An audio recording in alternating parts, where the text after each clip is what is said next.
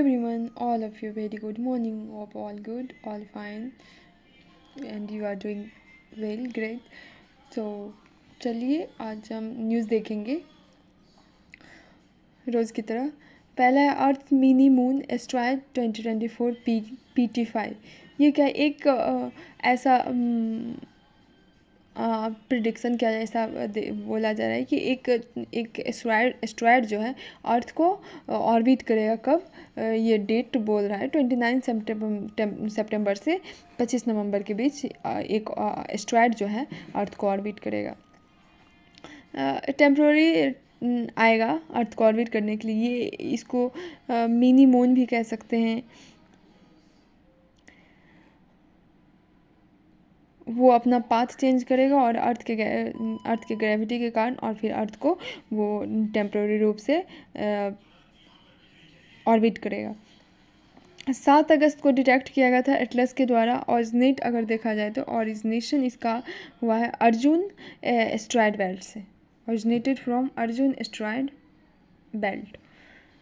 और ये क्या है, स्पेस रॉक्स कंटेन करता है जो ऑर्बिट को, सन को ऑर्बिट करता है।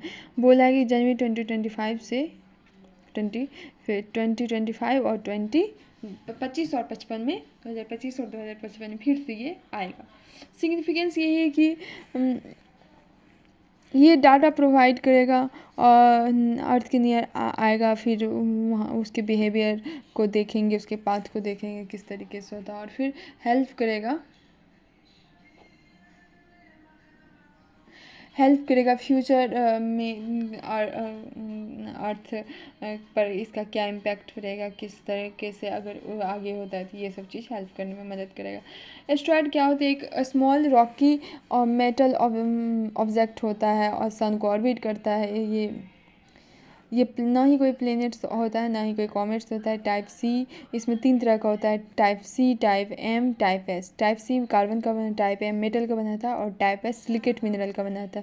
साइज इसका वेरी करता है, टीनी और लार्ज दोनों होता है। क्लासिफिकेशन देखा जाए तो टेम्प्रोरी कैप्चर्स और टेम्प्रोरल कैप्चर्स में रखा है। तो याद रखना, अर्थ से एक मिनी मून एस्ट्रॉयड ये के नाम से एक एस्ट्रॉयड टकराएगा। एक केनिया है, न्यूज़ में आया है, तो देख लेते केनिया का कैसे क्या है। ये ईस्ट अफ्रीका में पड़ता है। कोस्ट लाइन इंडियन ओशन, याद रखना है इंडियन ओशन की कोस्ट लाइन में। अगर बॉर्डर देख लीजिए जाए तो नॉर्थ में इथियोपिया है, साउथ में तंजानिया है, ईस्ट में सोमालिया है, वेस्ट में युगांडा है, नॉर्थ ईस्ट में साउथ सूडान है, नॉर्थ वेस्ट में, और ये साउथ ईस्ट में इंडियन ओशन है। कैपिटल इसका नैरोबी है। यूएन हैबिटेट का हेडक्वार्टर भी नैरोबी केन्या है। और इक्वेटर जो है 13 कंट्रीज से पास होता है, जैसे गबन, Republic of Congo, democratic Republic of Congo, Uganda, Kenya और सोमालिया। एक ददाब रिफ्यूज़ी कॉम्प्लेक्स भी केन्या में है। मसाई मोरे रिजर्व है जो अपने वाइल्ड लाइफ के माइग्रेशन के लिए जाना जाता है। अर्लीस्ट ह्यूमन एंसेस्टर्स भी तुर्काना बेसिन में देखा गया है। और बहुत सारे ट्राइब है, जैसे शान बुशमैन, शैम्बून, मसाई। लेक विक्टोरिया आ गया तो ये वर्ल्ड्स का लार्जेस्ट फ्रेश वाटर लेक है। और बॉर्डर तंजानिया, युगांडा और केन्या के बॉर्डर पे पड़ता है। और ये वाइट नाइल के साउथ में पड़ता है। अगला है employment linked incentive ECI scheme. ये जो अभी न्यूज़ में इसलिए आया है कि इसका एक meeting, inter ministerial meeting discussed हुआ है ministry of labour and employment department के द्वारा। फोकस एरिया यही रखा गया कि फ्रेमवर्क एक तैयार होगा कि ताकि ये एम्प्लॉयमेंट लिंक्ड इंसेंटिव का इफ़ेक्टिव हो, अच्छे से ये इफ़ेक्टिव हो। 3 स्कीम इसमें है, और ये इनरोलमेंट पर किस तरीके से इनरोलमेंट होगा उस पर बेस्ड होगा। फोकस्ड होगा कि पहली बार फर्स्ट टाइम एम्प्लॉय और जो भी वो सपोर्ट कर रहा है एम्प्लॉय और एम्प्लॉयर्स दोनों को। जैसे स्कीम 1, स्कीम बी और स्कीम सी। स्कीम 1 में फर्स्ट टाइम जो एम्प्लॉयज़ आ रहे हैं उसको देखा जाएगा और उसको फिर इंस्टॉलमेंट में रुपया दिया जाएगा। और स्कीम बी में जॉब क्रिएशन मैन्युफैक्चरिंग में किया जाएगा। और स्कीम सी में एम्प्लॉयर्स को सपोर्ट दिया जाएगा। ये स्कीम 2024-25 में इसका 24-25 रखा है। एम यही है कि एम्प्लॉयमेंट और जनरेट करे और लेबर फोर्स कंट्री में फॉर्मलाइजेशन हो और पार्टिसिपेशन। इसका इम्पोर्टेंस डाइवर्सिफाइड अपॉर्चुनिटी देगा। सोशल सिक्योरिटी एक एम्प्लॉय के लिए सोशल सिक्योरिटी देगा। ग्रीन क्लाइमेट फंड देख लेते हैं। तो ग्रीन क्लाइमेट फंड ये क्या होता है कि जो भी वनरेबल नेशन होता है उसको असिस्ट करने के लिए ये फंड दिया जाता है, जो भी जहाँ डिजास्टर आ गया या कुछ उस तरीके से। तो इसका हेड जो है मतलब इसका न्यूज़ इसलिए आया है कि हेड जो है इसका काम कर रहा है कि वनरेबल जो भी नेशन है जिसको अभी तक कोई फंडिंग नहीं मिला है और बहुत सारे उसको क्लाइमेटिक कंडीशन से जूझना पड़ा, तो उसी चीज़ को असिस्ट करने के लिए इसका हेड जो है वो काम कर रहा है कि देखना है। इसमें 19 क्लाइमेट वल्नरेबल नेशन है जो लिटिल और ना के बराबर फंडिंग किया है, फंडिंग मिला अभी तक उस ऑर्गेनाइजेशन से। तो उसको आइडेंटिफाई करके फिर दिया जाएगा। जैसे इसमें नेशंस आ गया Algeria, Central African Republic, Chad, Iraq, Lebanon, Mozambique, Papua New Guinea, South Sudan और सोमालिया, ये सब। तो इसका स्थापना हुआ था 2010 में। कॉप 16 चल रहा था कैनकुन में। हेड क्वार्टर देख लेते Songdo, Incheon, South Korea. Major climate finance organisation है और ये किसके अंडर काम करता है? UNFC, United Nations framework for convention on climate change.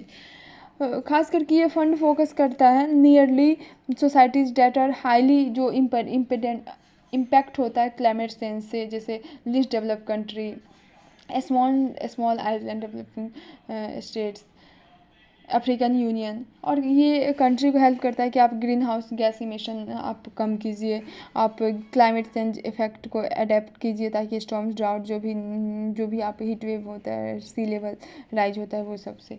गोल यही है कि इस ऑर्गेनाइजेशन के की पार्टनर के रूप में इन्हांस करने के लिए, ताकि वल्नरेबल नेशन का हेल्प कर सके और फंड इंश्योर करे इफेक्टिवली और यूज हो।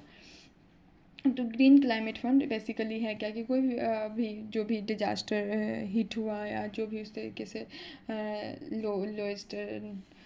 लिस्ट डेवलपिंग कंट्रीज़ है, अफ्रीकन स्टेट जो भी, उसको हेल्प करना जहाँ भी।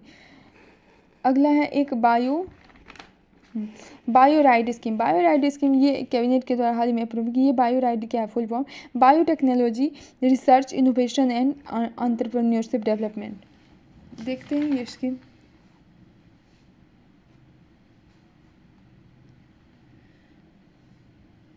स्कीम क्या है? इसका बजट एलोकेशन देख लेते हैं।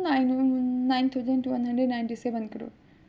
इसका बजट 9,197 करोड़ और 15 फाइनेंस 2021 से 20 और 25-6 तक इसको रखा है। एम यही है कि रिसर्च को बढ़ाना है, जो भी प्रोडक्ट डेवलपमेंट हो, एक एकेडमिक रिसर्च और इंडस्ट्रियल एप्लीकेशंस के बीच गैप कम हो। नोडल मिनिस्ट्री इसका मिनिस्ट्री ऑफ साइंस और टेक आता है। ऑब्जेक्टिव यही है कि इंडिया की पोजीशन को ग्लोबल लीडर के रूप में उभारे, स्ट्रेंथन करे बायो मैन्युफैक्चरिंग और बायोटेक्नोलॉजी में। और इंडिया को एक और इसमें 3R भी बोला गया, रीयूज, रिसाइकल, रीमैन्युफैक्चर, इस तरीके से। और इंडिया को 2030 तक जो है $300 बिलियन का एक इसका इंडिया का इकोनॉमी बन पाए।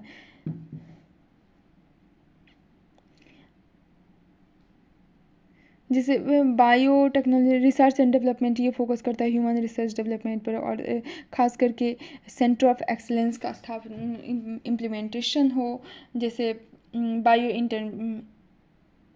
और ये इम्प्लीमेंटेशन से क्या क्या इम्प्रूव होगा। तो bio entrepreneurship, advance innovation, industry academic collaboration को फैसिलिटेट करेगा, सस्टेनेबल बायो मैन्युफैक्चरिंग को इनकरेज करेगा। तो ये था बायो राइड स्कीम क्या है? Biotechnology research innovation and entrepreneurship development. खास करके क्या है? रिसर्च और डेवलपमेंट इनोवेशन पर बात किया जा रहा है बायोटेक्नोलॉजी। ग्रीन क्लाइमेट फंड हम क्या देखे थे कि जो भी उस तरीके से वल्नरेबल कंट्री होता है जो हिट कर जाता है डिजास्टर से, साइक्लोन हो, सुनामी हो, रिवर हो, मतलब ड्राउट हो, फ्लड हो, जो भी हो, ये सब चीज़ से। तो ये एक ग्रीन क्लाइमेट फंड ये एक ऑर्गेनाइजेशन और यहाँ जो बैठा रहता है, जो भी वो अफेक्टेड कंट्री होता है उसको एज ए फंड दिया जाता है, एज ए हेल्प के रूप में। तो वही न्यूज़ में आया था कि बहुत सारे ऐसे क्लाइमेट वल्नरेबल कंट्रीज जिसको अभी तक फंड नहीं मिला, तो इसी पर काम। एक देखिए एम्प्लॉयमेंट लिंक्ड इंसेंटिव स्कीम, ये क्या था, ये एक मिनिस्ट्रियल मीटिंग इसका डिस्कस्ड हुआ, उसमें वही बोला गया कि पहली ये फोकस्ड रहेगा कि पहली फर्स्ट टाइम एम्प्लॉय और जो भी पर फोकस्ड रहेगा और सपोर्ट करेगा एम्प्लॉय और एम्प्लॉय। इसमें तीन स्कीम के तहत तीन टाइप्स को रख तीन स्कीम डाला, ABC। ए में फर्स्ट टाइम एम्प्लॉय जो भी है उसको उसके लिए देखा जाएगा, स्कीम बी में जॉब क्रिएशन होगा मैन्युफैक्चरिंग में, और स्कीम सी में सपोर्ट किया जाएगा एम्प्लॉयर्स को। और 2024 और 25 में आया था। एक और केन्या देख लिए थे, न्यूज़ में आया था, और ये ईस्ट अफ्रीका में पड़ता है, इंडियन ओशन में, कैपिटल नैरोबी है। और फिर इस तरह के लेक विक्टोरिया सब देखे थे, वर्ल्ड का second largest fresh water lake पड़ता है। और फिर एक और देखे थे, और इसका मिनी मून एस्ट्रॉय 2024, तो वही मतलब ऐसा आशंका जताया जा रहा है 29 सितंबर से 5 नवंबर के बीच जो एक एस्ट्रॉय टकराएगा अर्थ से, और ये किस तरीके से कैसे होगा, इसका क्या इम्पैक्ट पड़ेगा। और कहीं ना कहीं एक ये एटलस के द्वारा डिटेक्ट किया गया था, और बोला था कि वो टेम्प्रोरली अर्थ के ग्रेविटी के रूप में वो अपने पाथ को ग्रेविटी की वजह से अपने पाथ को चेंज करेगा, और इस तरीके से। और कहीं ना कहीं अर्थ के लिए थोड़ा सही रहेगा कि वो फ्यूचर में अगर कुछ इस तरीके से टकराता है, और तो अभी इसके क्या इम्पैक्ट पड़ रहा है उस अनुसार से देख लिया जाएगा। तो ये था आज का न्यूज़ शो। थैंक यू, चलिए मिलते हैं कल।